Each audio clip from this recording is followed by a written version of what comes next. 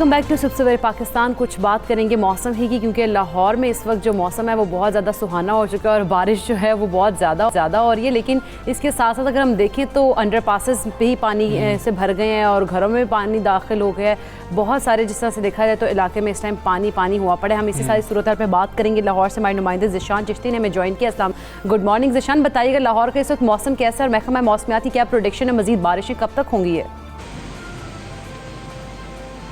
वालेकुम अस्सलाम जी। लाहौर में वक्फे से बारिशों का सिलसिला जारी है, लेकिन इन बारिशों से मौसम तो सुहाना हो चुका है, लेकिन उसके साथ साथ कुछ मुश्किलात भी सामने आई है। नशेबी इलाकों में पानी खड़ा हो चुका है। जब हमारी इस बारे में महकमा मौसमियात के साथ बात हुई तो महकमा मौसमियात का इस बारे में कहना था कि ये बारिशों का सिलसिला एतवार तक जारी रहेगा, जबकि उसके अलावा आज लाहौर शहर का जो मौसम है कम से कम 24 सेंटीग्रेड तक, जब से ज़्यादा जो है वो 30 सेंटीग्रेड तक जाने का इम्कान है, जबकि हवा में नमी का तनासुब जो है 98% तक रहेगा। जबकि उसके अलावा अगर हम बात करें तो ट्रैफिक पुलिस ने और महकमा रेस्क्यू ने अपने जवानों को हाई अलर्ट कर दिया है, क्योंकि बारिशों की वजह से हादसा बढ़ जाते हैं। और ट्रैफिक पुलिस ने खास तौर पे अपने जवानों को कहा है कि वो ट्रैफिक को कंट्रोल करें और ट्रैफिक वालों के लिए हिदायत की गई है कि अपने गाड़ियों को, अपने बाइक्स को इस मौसम में आहिस्ता से आहिस्ता चलाएं।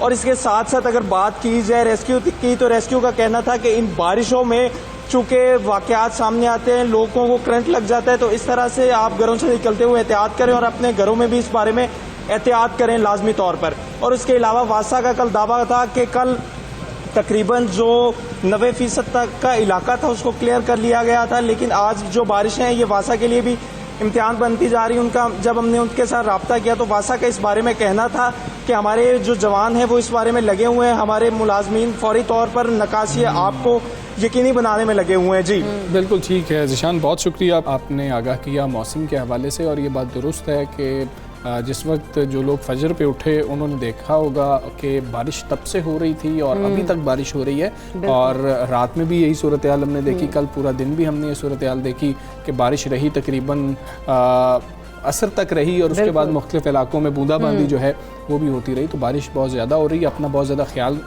जो है रखें और बाहर निकलें तो फिर आप कोशिश कीजिए कि बहुत ज़्यादा एहतियात कम अज़ कम सड़क पे कीजिए। ख़ासतौर पे जो लोग बाइक्स पे सफ़र कर रहे होते हैं, फिसलन बहुत ज़्यादा हो जाती है, हादसा होते हैं। खास तौर पे पैदल चलने वालों के लिए भी कहीं पे इस तरह भी होता है ना कि वायर वगैरह भी गिरी होती है, कोई लाइन्स वगैरह इस तरह से होती है, तो उनसे भी ज़रा बच के अपने आप को बचा के ज़रा निकलेगा और अपनी हिफाजत को यकीनी बनाए। बिल्कुल। और आज वैसे दुनिया भर में इब्तिदाई तिब्बी इमदाद का आलमी दिन भी मनाया जा रहा है, तो उस हवाले से भी कुछ बात कर लेते हैं। इस दिन को मनाने का जो मकसद है वो इब्तिदाई तिब्बी इमदाद देने की अहमियत को उजागर करना है, ताकि किसी की जान बचाई जा सके। बिल्कुल, इब्तिदाई तिब्बी इमदाद से मुराद वो होता है कि जो किसी भी तिब्बी एमरजेंसी का शिकार शख्स को दी जाती है और उसे उतना संभाला जा सके कि डॉक्टर या तिब्बी अमले के आने तक वो बच सके। माहिरीन का कहना है कि अगर हमें इब्तिदाई तिब्बी इमदाद देनी आती हो तो हम किसी की जान बचाने का सबब भी बन सकते हैं। हाँ जी, ऐसे ही उधर पंजाब एमरजेंसी सर्विस डिपार्टमेंट भी आज इंटरनेशनल फर्स्ट एड डे मना रहा है। और अगर हम DG रेस्क्यू पंजाब की बात कर लें, उनका कहना है कि आज के दिन का मकसद इब्तिदाई तिब्बी इमदाद की अहमियत को उजागर करना है। अच्छा, रेस्क्यू 1122 का मिशन जो है वो ये है कि हर घर में एक फर्स्ट एडर हो। कम्युनिटी सेफ्टी प्रोग्राम के तहत अब तक उन्होंने कहा है कि जो 10 लाख से ज़ायद लोग हैं ना, उनको तरबियत भी फराहम की जा चुकी है। अच्छा, इस दिन की अहमियत क्या है, मकसद क्या है, कितनी ज़रूरी होती है फ़र्स्ट एड, और जिस तरीके से डॉक्टर साहब ये कह रहे हैं कि फ़र्स्ट एडर होना चाहिए हर घर के अंदर, तो ये कैसे मुमकिन हो सकता है, हम बात करेंगे DG रेस्क्यू 1122 पर।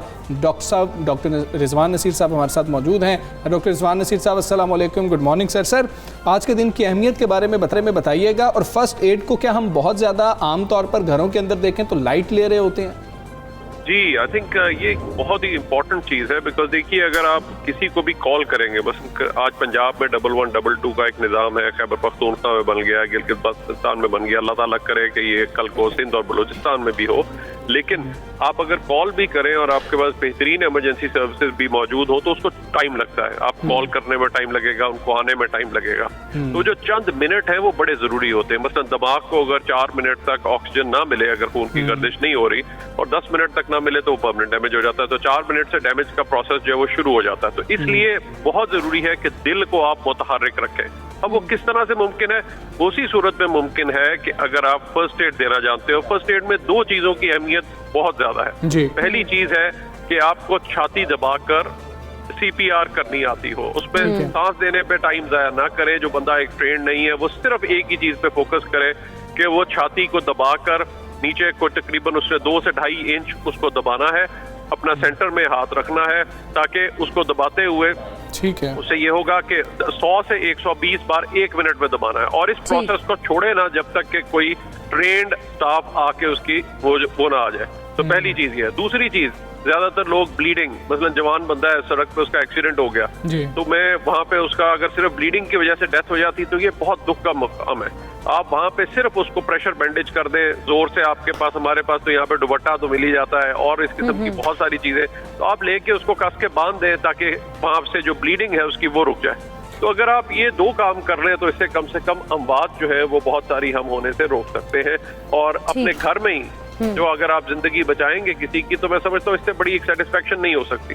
बिल्कुल। अच्छा डॉक्टर साहब, ये भी कहा गया कि जैसे हर घर में फर्स्ट एडर होना चाहिए या लाजमी है, तो उसको होना चाहिए, इसके लिए हम लोगों को क्या करना होगा? जैसे अगर आप बात करें फर्स्ट एडर की, तो ट्रेनिंग कितनी जरूरी है और इसके लिए कोई प्रोग्राम्स का भी इनेकाद किया गया है? जी, इसमें मैं आज लोगों को सबसे अपील करना चाहता हूँ इस आलमी दिन के ऊपर फर्स्ट एड के, आई थिंक रेस्क्यू 11122 का साथ दें कि आप फर्स्ट एड की जिंदगियां बचाने में साथ दें। और उसका जाने का बहुत आसान तरीका है, आपने सिर्फ RCC ऐप डाउनलोड करनी, यानी रेस्क्यू कैडेट कोर की ऐप जो कि फ्री ऑफ कॉस्ट है।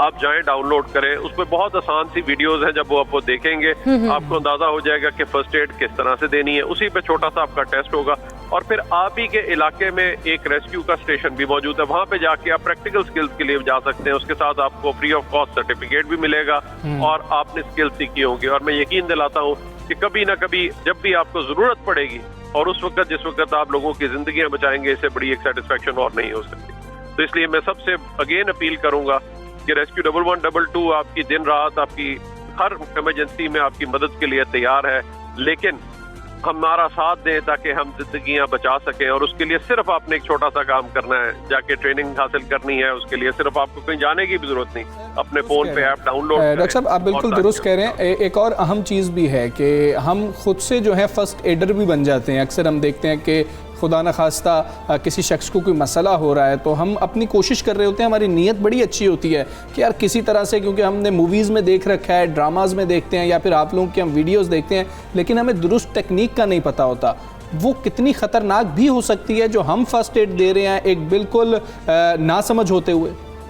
देखिए, खतरनाक सिर्फ 2 चीजें हैं और उसमें जो सबसे ज्यादा जो इम्पोर्टेंट चीज है, अगर खास तौर पे किसी की कमर की चोट है, अच्छा, तो आप ये एहतियात करें कि आप उसको जल्दबाजी में शिफ्ट करके तो और नुकसान ना पहुंचाएं। तो आप पूछ लीजिए कि अगर कमर की उसको चोट है या कुछ गर्दन की चोट लगी है तो उसमें खुदा ना खास्ता वो पूरी सारी उम्र के लिए मफलूज हो सकता है। या फिर जो दूसरी सूरत हाल है वो ये है कि अगर आप जिस तरह एक बंदा वो है अभी उसको बेहोश है या उस ऐसी हालत में आप उसको पानी पिलाना शुरू कर दे तो वो एस्पिरेट कर जाए और उसकी लंग्स के अंदर जो है वो पानी चला जाए, अच्छा। तो वो फिर उसके लिए बड़ी खतरनाक चीज है। तो लोग अक्सर आपने देखा होगा वहां पे रोक के ओ इसको फटाफट पानी पिलाओ जी, पानी पिलाओ। ये वाला काम नहीं करना चाहिए। अगर उसको सांस नहीं आ रहा, आपको थोड़ा सा भी शक है, तो फौरन छाती दबाना शुरू कर दें। इसमें कोई वो आप नुकसान नहीं करेंगे। ये आप प्रोसेस जरूर शुरू कर दें। और अगर उसकी ब्लीडिंग हो रही है तो उसको फौरन कंट्रोल करें। और अगर फर्ज करें उसको कोई जख्म है या कुछ और, उसको वॉश करें। मैंने वो देखा है कि लोग उसमें कोई और चीजें लगाना शुरू कर देते हैं, कुछ तेल लगाना शुरू कर देते हैं, कुछ और लगाना शुरू कर देते हैं, उसमें आप सिर्फ इन्फेक्शन कॉज करेंगे। उसको बिल्कुल साफ पानी से लेकर धो दें और वॉश करके और उससे ताकि जितने जरासीम है उसमें से निकल जाएं और उसके बाद साफ कपड़े से उसकी बैंडेज कर दें। ठीक है, ये 2 चीजें अगर आप कर दें तो इससे आप इन्फेक्शन से बच सकते हैं, इससे आप लोगों की जिंदगियां बचा सकते हैं।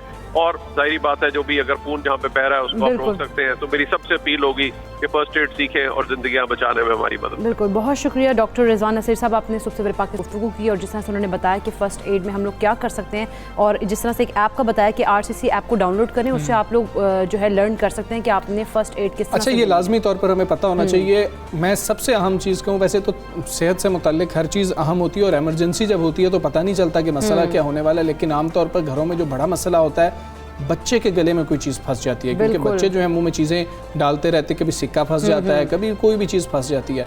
ये ट्रेनिंग भी बहुत ज़्यादा ज़रूरी है पेरेंट्स के लिए कि उनको पता हो कि अगर बच्चे के गले में कोई चीज़ फंस गई है और उसको सांस नहीं आ रही है और इतना टाइम भी नहीं है, तो कम से कम इतना तो हमें पता होना चाहिए कि उसको बच्चे को कैसे रेस्क्यू किया जा सकता है। और बड़ी आसान सी टेक्निक्स हैं और ये हम सबको आनी चाहिए, इसको थोड़ा सा संजीदा का जिक्र किया, वो ऐप बहुत ज़रूरी कि आप लोग डाउनलोड करें ताकि आप लर्न कर सकें कि आपने फर्स्ट एड किस तरह से देनी है। बिल्कुल ऐसे ही है। अच्छा, ये हमने आपको बताया फर्स्ट एड के हवाले से। अब कुछ पाकिस्तानी टैलेंट से भी तो आपको मिलवाना है, बहुत ज़्यादा ज़रूरी है। पाकिस्तानी गुलकार अपनी सुरीली आवाज़ और मशहूर कुन धुनों की वजह से दुनिया भर में जाने जाते हैं। पाकिस्तानी नौजवान जो हैं वो भी बड़ी काविशें कर रहे हैं और पाकिस्तान का नाम रोशन करने की कोशिश में भी हैं और कर भी रहे हैं, और मज़ीद वो चाहते हैं कि बड़े सिंगर्स का जब नाम लिया जाए तो उनका नाम भी उस फहरिस्त में शामिल। बिल्कुल। अच्छा, उन्हीं गुलकारों में एक नुमाया नाम जो है नुमान मलिक का भी है, जो कि मुल्क और बैरून मुल्क में अपनी सलाहियतों का लोहा मनवा चुके हैं और हाल ही में उन्होंने ग्लोबल म्यूजिक अवार्ड में कामयाबी भी हासिल किया। हमसा तो फिर उनसे बात करते हैं। ये नुमान अस्सलाम, कैसे हैं आप? खैरियत से हैं? अल्लाह का शुक्र, आप सुनाएं। Thank you for inviting me on the show.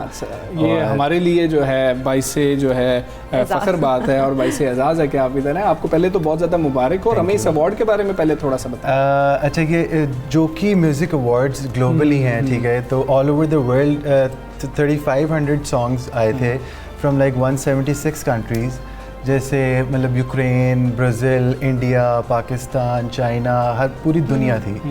तो पहले इसके राउंड्स होते हैं, लाइक पहले नेशनल राउंड था। नेशनल राउंड में हमारे पाकिस्तान से 18 लोग थे, ठीक है, कुछ उसमें बड़े आर्टिस्ट भी थे, ठीक है, जो वेल इस्टेब्लिश्ड आर्टिस्ट भी हैं, ठीक है। और फिर उसके बाद कॉन्टिनेंटल राउंड में जाता है, जब आप पहले 3 जो है नेशनल राउंड के वो आगे जाते हैं कॉन्टिनेंटल राउंड में। तो फिर कॉन्टिनेंटल राउंड के बाद फिर वहाँ से एक सेलेक्ट होता है आपके अपने अपने मुल्क से, ठीक है। फिर उसके बाद आप जाते हो सीधा ग्लोबली राउंड पे। तो एक तो Pakistan secured 3rd position all over the world, ठीक है, और माशाल्लाह, और सिर्फ ये नहीं, और माशाल्लाह पूरे साउथ एशिया में भी सिर्फ मैं ही था जो रिप्रेजेंट कर रहा था पूरे साउथ एशिया को।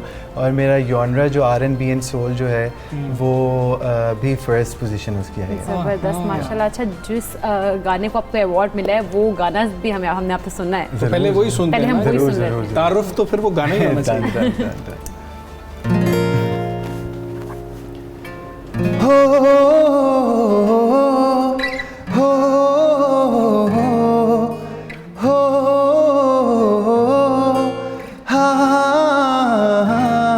अख बंद होवे भावे खुली नी, चंद सुपनियां विच रहिंदी खुली नी, पंड खांबां दी बना के चाई फिरदा, तेरे दिल दे टिशणां दा कुली नी, हथ जद भी दुआ लई उठ दे बात तेरा ना आउंदा ए,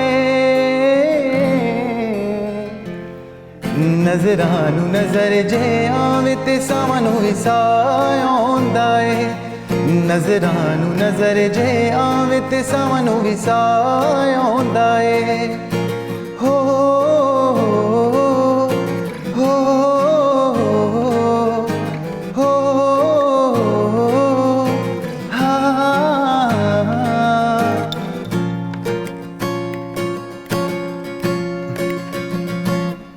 तारे अंबरां तो तोड़ लवा देवा जुल्फ दे विच पिरोए, चन वेख के आप हैरान होवे, चन में आया फिर ओए। तारे अंबरां तो तोड़ लवा देवा जुल्फ दे विच पिरोए, चन वेख के आप हैरान होवे, चन में आया फिर ओए। हर फुल दी तमन्ना तेरे जुड़े च जगह चाहुंदा ए,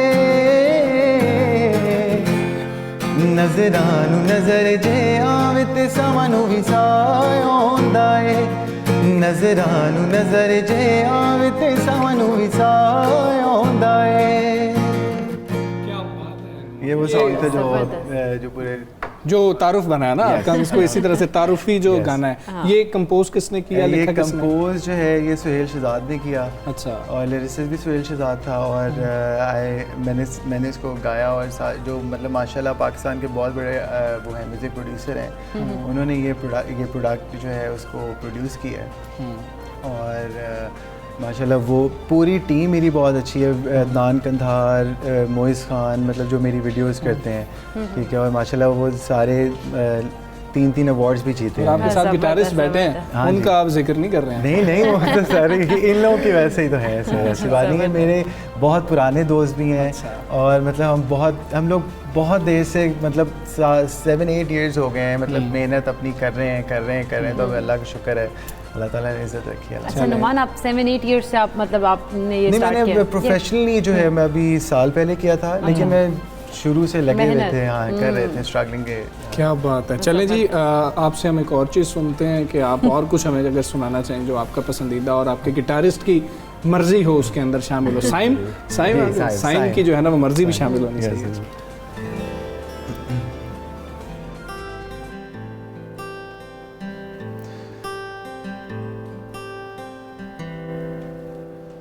हिजर तेरे दे रोग मार मुकाया सजना, दिसदानी हुड़ कोई राह,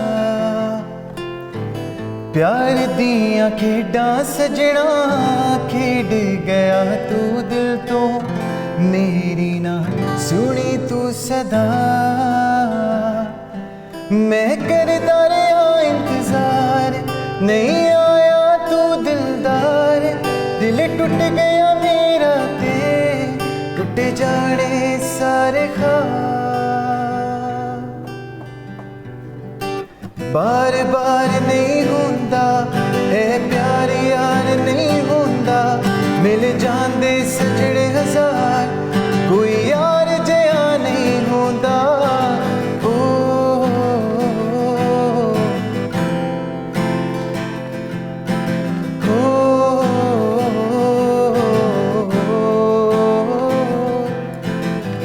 दिलदारों के बुरा है सजना, जिसनू लगदी ओही जाने, तू मेरा है मेरा नहीं है, तू जिंदगी है तू ना जाने। ये भी मेरा दूसरा गाना है। हाँ, क्या बात है जी। अच्छा, ये बहुत तो ये हमें ज़रा बताएं कि क्या दिल करता है, ज़्यादा पसंद कौन से गाने हैं कि अच्छा मैंने तो इसी में ही रहना। सर मैं सब सुनता हूँ, मतलब गज़ल भी सुनते मैं गज़लें भी सुनता हूँ, मैं मतलब नुसरत अली खान साहब को भी सुनता हूँ, मैं आतिफ असलम को भी सुनता हूँ, मैं सिद्धू मूसेवाला को भी सुनता हूँ। मैं क्योंकि for a singer, for an artist और फिर for musician I always talk to साइम के हम लोग हमेशा ये बात करते हैं कि सिंगर और म्यूजिशियन की लिसनिंग पावर बहुत स्ट्रांग होनी चाहिए, क्योंकि जब आप एक अच्छा म्यूज़िक सुनते हो ना तो आप एक अच्छा म्यूज़िक वो प्रोड्यूस भी करते हो, क्योंकि आप जब एक अच्छा म्यूज़िक सुनी जा रहे हो तो यू नो कि यार अच्छा म्यूज़िक क्या साउंड करता है। अच्छा, फ्यूचर गोल्स क्या हैं ये हमें बताएं। फ्यूचर गोल्स तो बहुत ज़्यादा हैं यार। अच्छा, थोड़े से बता दें। थोड़े से बता दें। मतलब कि जैसे अभी इंशाल्लाह मैं आगे मैं शोबिज़ में भी जा रहा हूँ, मतलब मैंने एक ड्रामा किया था दे इजाज़त, तो आई एम एक्चुअली मतलब मैं अपना वो भी प्रोसीड अपनी ओएसटी खुद ही गाएंगे? नहीं अपने OST नहीं मैं वो कह रहा हूँ कि एक्ट कर रहे होंगे और ओएसटी भी खुद ही। अल्लाह करे। चलें जी, बहुत आपके लिए जो है नेक तमन्नाएं हमारी तरफ से। बहुत शुक्रिया नुमान आपका, बहुत शुक्रिया। साइमा बहुत अच्छा गिटार बजाते हैं जी, और ये पाकिस्तान का टैलेंट है और टैलेंट को प्रमोट करना बहुत ज़्यादा ज़रूरी है। हम एक ब्रेक लेंगे और ब्रेक के बाद वापस आते हैं। Stay with us.